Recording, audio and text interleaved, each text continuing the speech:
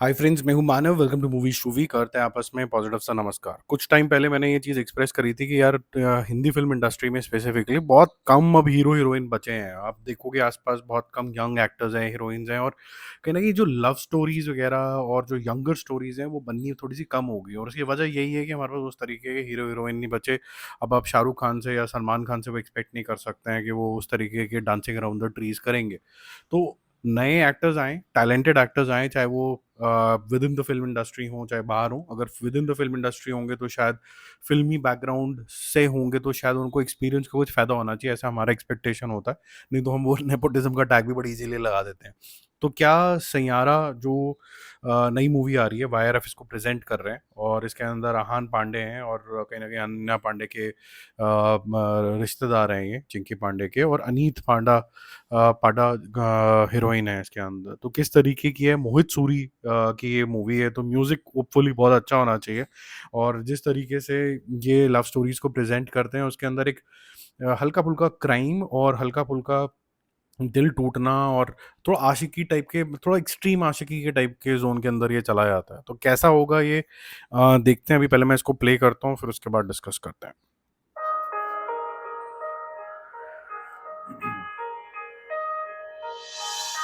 मुझे तसल्ली दे दे जो वो शब्द उधारा ढूंढ रहा है, एक सितारा ढूंढ रहा है, दिल से यारा ढूंढ रहा है।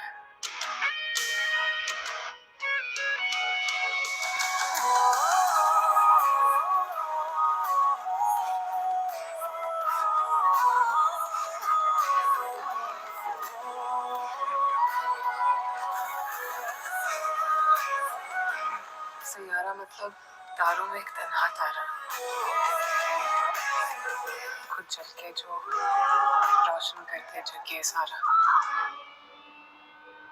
वो आवारा ढूंढ रहा है, दिल से यारा ढूंढ रहा है। सैयारा तू तो बदला नहीं है, मौसम जरा सा रूठा हुआ है।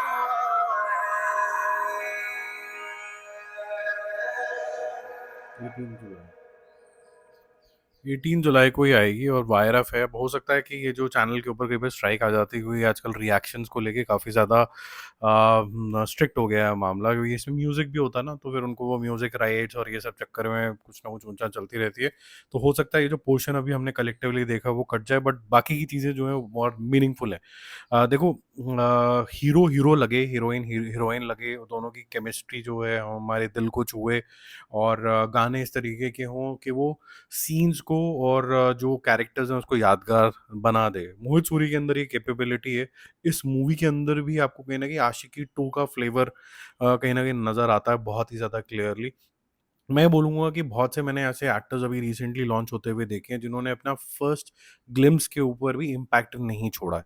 तो आहान पांडे, मुझे लगता है कि जिस तरीके के उनका एक चिल्लाने का सीन है, गुस्से का सीन है, मारने का सीन है, एक ईयर ड्रॉप है यहाँ पर, तो आई ड्रॉप है जो थोड़ा-सा ऐसे करके रोने का थोड़ा-सा होता है ना, आउट ऑफ पेन उस तरीके का है।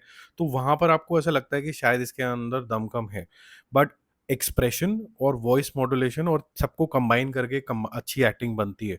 तो ये सारा चीज़ें अगर आप सिर्फ़ साइलेंट तरीके से एक नादानिया मूवी को भी देखें तो आपको ऐसा लगेगा कि शायद न न स सैफ अली खान के जो लड़के हैं उनको भी शायद बढ़िया मान लोगे आप। लेकिन जब वो पर्दे के ऊपर आते हैं और ये सारी चीज़ों का कॉम्बिनेशन आता है तो ऐसा लगता है थोड़ी कच्ची-पीटी है।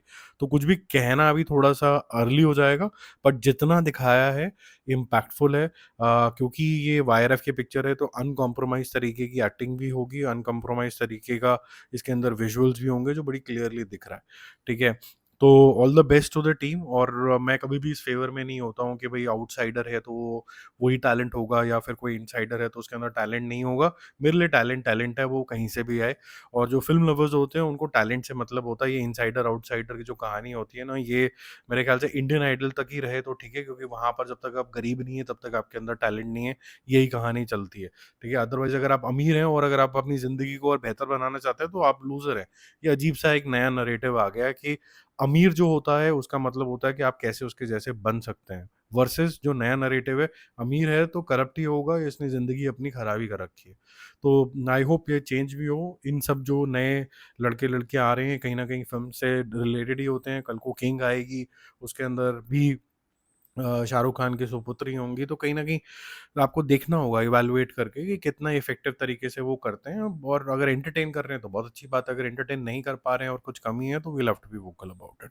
लेकिन फेयर तरीके से, लेकिन आउटसाइडर है इसलिए वो बहुत अच्छा कार्तिक आर्यन है, ये भी नहीं चलेगा, ठीक है? बाकी जल्दी मिलते हैं और रिव्यूज़ और अपडेट्स के साथ। This is looking promising, I would say. Trailer से और ज़्यादा क्लैरिटी आएगी। इस भीड़-भड़ाके, शोर-शराबे, काली पिक्चरों के ज़माने के अंदर जहाँ हर जना दूसरे को मार रहा है, एक वर्सेस मैनी हो रहा है, इस तरीके की स्टोरीज़ की ज़रूरत थी। एंड ये जो गाने होते हैं इसकी वजह से बॉलीवुड जो था मेमोरेबल था। होपफुली वो मेमोरेबिलिटी वापस आ जाएगी और कोई नए स्टार्स आएँगे तो कुछ नया उभरते हुए सितारे भी हों यार। वही 4-5 जने हैं, उन्हीं को देखे जा रहे हैं बार-बार। ठीक है? बाय-बाय।